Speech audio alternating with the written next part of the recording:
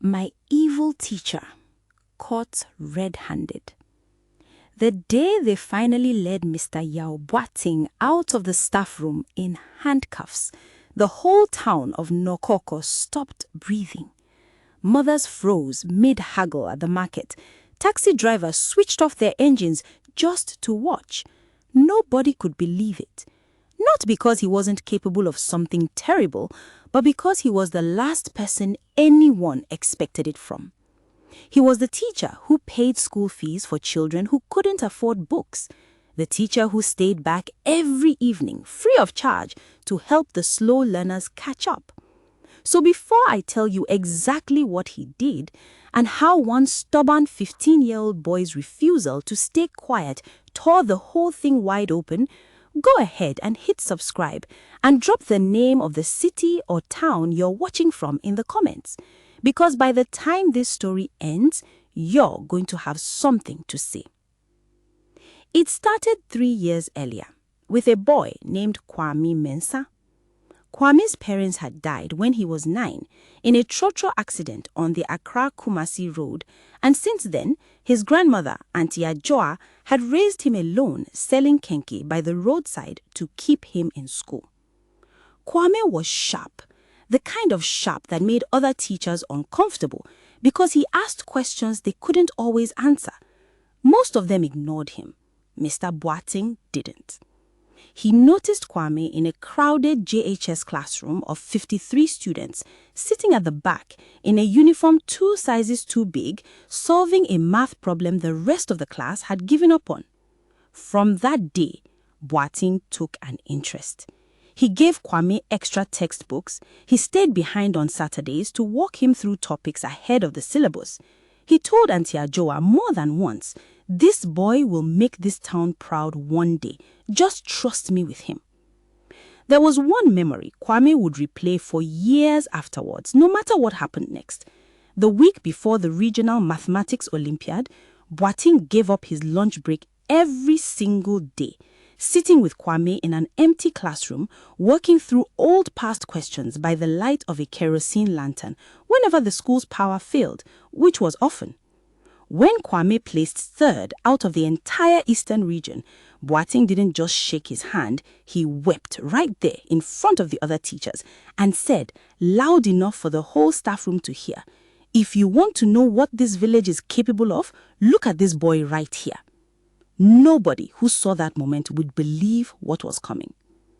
And the town did trust him, because Mr. Boating ran something called the Bright Future Fund, a small scholarship program he had built from donations, sending 2 or 3 of the district's brightest, poorest students to finish senior high in Accra every year.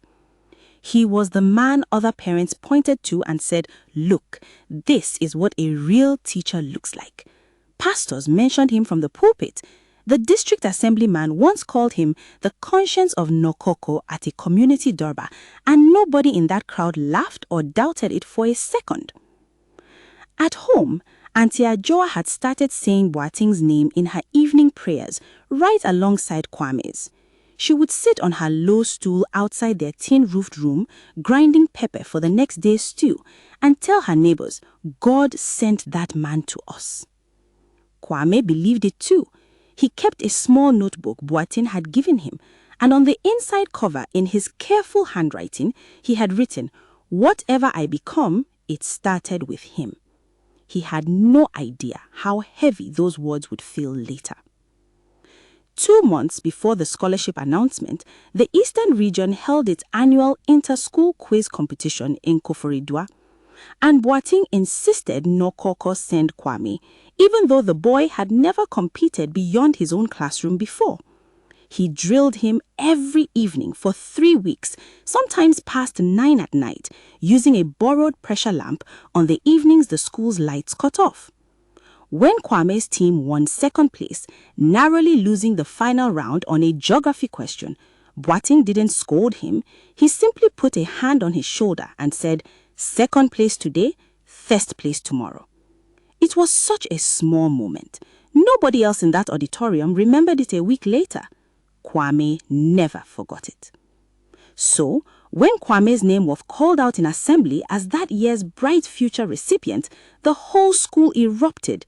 Auntie Ajoa cried into her wrapper. Kwame couldn't speak for almost a full minute. It felt for once like the universe had decided to be kind to him. Only one person in that assembly hall didn't clap as hard as everyone else.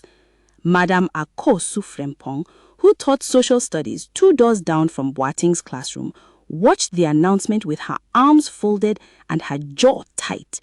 Nobody noticed. Nobody asked her why. 3 weeks later, the boarding school in Accra called Nokoko's headmaster directly. The scholarship payment for Kwame Mensah had never arrived. Worse, when the school's accounts office checked the paperwork on file, they found Kwame's admission letter had been altered, his transfer document stamped with a school seal that didn't match the registry. Someone had tampered with the records. And somehow, impossibly, all the fingers ended up pointing at Kwame. The headmaster summoned Auntie Ajoa to his office. He used words like fraud, forgery, criminal investigation. He told her flatly that Kwame could be expelled, maybe even handed over to the police, depending on what the district education office decided. Auntie Ajoa didn't understand half the words, but she understood the tone. Her grandson, the boy she had raised on coins and prayers, was being called a thief.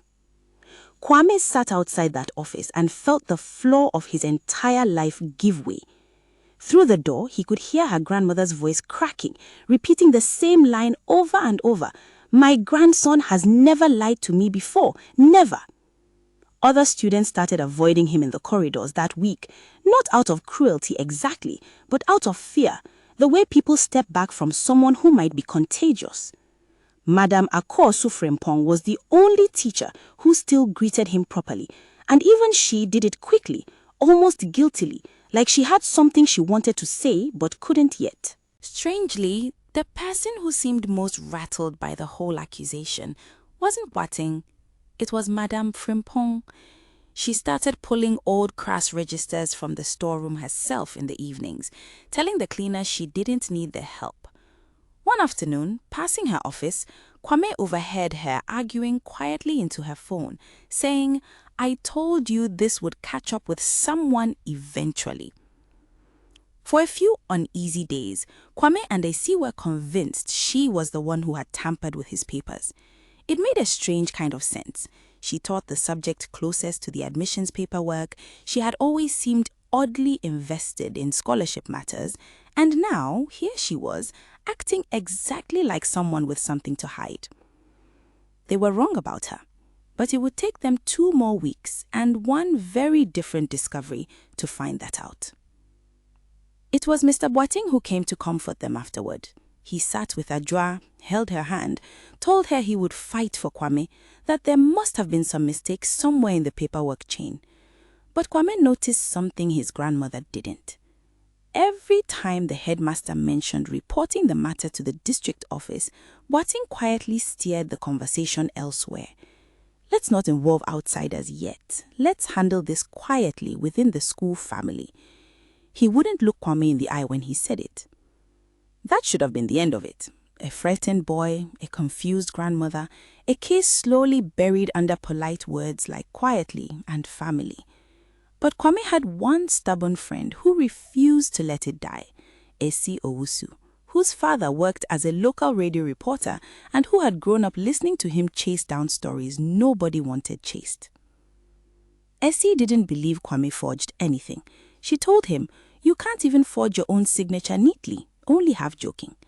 So one evening, while the school store was unlocked for cleaning, the two of them slipped in looking for the old scholarship files. Halfway through digging through the shelves, they heard footsteps in the corridor and barely had time to switch off Essie's phone torch and crouch behind a stack of broken desks. It was only the night watchman doing his usual round, humming an old high-life tune to himself, but Kwame's heart didn't slow down for several minutes after he passed. What they eventually found wasn't proof that Kwame was innocent. It was something much bigger. Tucked behind a stack of damaged exercise books was a torn page from an old accounts ledger, Boating's handwriting unmistakable. It listed 9 names going back 6 years, 9 bright future recipients, and next to each name, 2 different amounts. One column showing what had supposedly been sent to the boarding schools, another, smaller column showing what had actually left the fund's account. Okay, quick pause because I know some of you are shouting at your screen. If you've ever had a mentor who let you down, somebody you trusted completely, drop a comment and tell me about it. I genuinely want to read those. And if you haven't subscribed yet, now's the moment because this story is about to get a lot heavier. Essie's hands were shaking by the time she photographed every page with her father's old camera phone. This wasn't one mistake. This was a pattern. Year after year, Mr. Boating had been quietly skimming scholarship money meant for the poorest, brightest children in Nakoko, and when auditors got too close, he made sure the suspicion landed somewhere else, somewhere it wouldn't follow him. Kwame wasn't being framed by accident. He was being framed on purpose to protect a man the whole town had built a shrine to in their minds. Essie's father didn't run the story immediately. He did something smarter. He quietly alerted the district education office himself, then arranged with the new headmaster's cautious cooperation for the upcoming parent-teacher meeting to include an unannounced financial review of the Bright Future Fund, presented as routine. Nobody told Boating what was coming. The hall was packed the night it happened, parents on plastic chairs, teachers along the walls, Auntie Adra near the back, gripping Kwame's hand so tightly it hurt. Outside, the generator hummed because the town's power had gone out an hour earlier, and the single bulb above the district officer's table flickered every few minutes, throwing the whole room into brief, uneasy darkness. The district officer stood up, calmly, and began reading out figures. Donations received, transfers made. The room stayed polite, almost bored, until the numbers stopped matching. Boating tried to laugh it off first, then he tried to explain it as a bookkeeping error, reaching for a folder of papers he claimed would clear everything up. But when he opened it in front of everyone, fumbling, a torn page slipped out onto the floor, the very same ledger page Essie had photographed weeks earlier, the one he'd apparently been trying to quietly destroy before the meeting and forgotten he was still carrying. The room went dead silent as people recognized handwriting, dates, names of their own children. He was caught, literally red-handed, holding the evidence of his own theft in front of the entire community he'd spent years convincing to love him. Kwame didn't cheer like some of the older boys near the back did. He stood there frozen, staring at the man who once wept with pride over his Olympiad medal, now sitting in a plastic chair with his head bowed, while 2 police officers waited by the door for the meeting to formally end. Part of him wanted to walk over and demand an explanation. Part of him wanted to disappear through the floor before Boating could look up and find him in the crowd. In the end, Boating did look up just once and held Kwame's eyes for maybe 2 seconds. He didn't say sorry. He didn't say anything. He just looked and then looked away, and Kwame realized he would probably spend years trying to decide what that look had actually meant. It got worse before it got better. The investigation that followed revealed that the headmaster had known for at least 2 years and said nothing, in exchange for his own children's school supplies being quietly covered. He was suspended and later charged alongside Boating.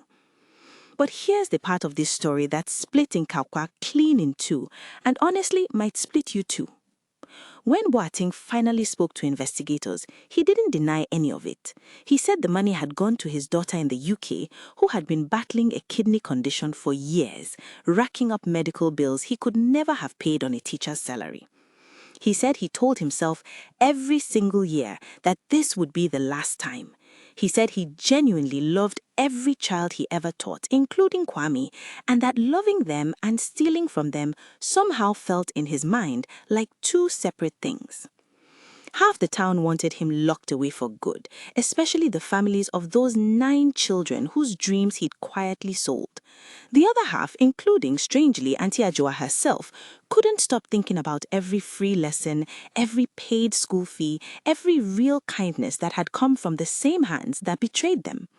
She told the reporter almost angrily, "I want my grandson's name cleared, but how do I hate a man who fed him when I couldn't?" Madame Frimpong finally admitted weeks later why she never clapped that day in assembly. She had quietly flagged a missing transfer 2 years earlier, raised it with the old headmaster, and been told plainly to mind her own subject and leave the fund's paperwork alone. She had carried that silence ever since, and it had eaten at her more than anyone realized. Kwame's scholarship was reinstated within weeks, funded partly by an outpouring of donations after AC's father finally published the full story. He left for Accra that September, the fraud case still working through the courts behind him. So tell me honestly, was Mr. Boateng a monster who used a child's trust as a shield, or a desperate father who lost himself trying to save his own daughter? Because Nkakwa still hasn't agreed on an answer, and something tells me the comments under this video won't either. Before you go, hit subscribe and tell me where in the world you're watching this from, and tell me which side of this story you're standing on. I'll see you in the next one.